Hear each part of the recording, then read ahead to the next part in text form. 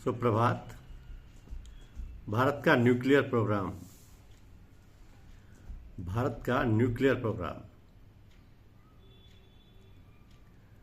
दुनिया रह गई दंग। अमेरिका भी नहीं कर पाया कि भारत का न्यूक्लियर प्रोग्राम दूसरे चरण में पहुंच गया है। अब यह तीसरे चरण में आ जाएगा।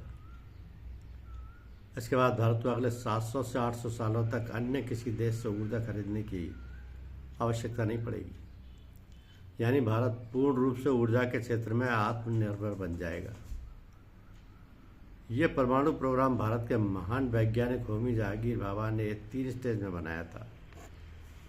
पहले स्टेज में यूरेनियम से बिजली बनती है और प्लूटोनियम निकलता है। दूसरे स्टेज में रिएक्टर उसी प्लूटोनियम से और ज़्यादा फ्यूल तैयार करते हैं। यहीं तक अब भारत पहुंच गया है। तीसरे स्टेज में थोरियम से बिजली बनेगी, जो हमारे पास बहुत ज़्यादा है।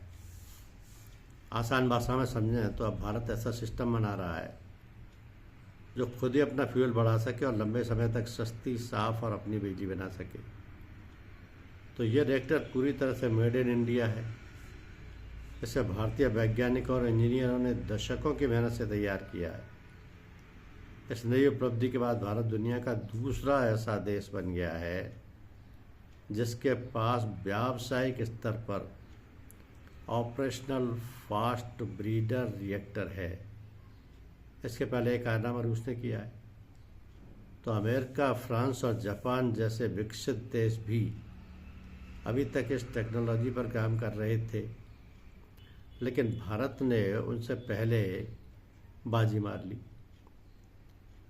कि भारत ने 6 अप्रैल 2026 को तमिलनाडु के कल्पक्कम में 500 MWE के स्वदेशी प्रोटोटाइप फास्ट ब्रीडर रिएक्टर के क्रिटिकल होने के साथ अपने 3 चरणीय परमाणु कार्यक्रम के दूसरे चरण में प्रवेश कर लिया है।